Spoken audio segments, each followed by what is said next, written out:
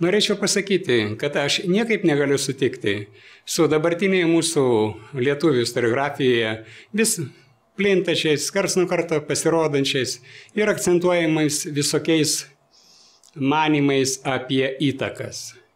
Tai romėniško įtaka, tai vikingiško įtaka, tai Kijevo Rusios įtaka ir visur įtakos. Ir mes pasirodo gyvenam į romėnų laikotarpį, mes gyvenam vikingų laikotarpį, mes gyvename pagaliau Kijevo Rusios laikotarpį, atsiprašau. Mes gyvename baltų kultūros laikotarpį.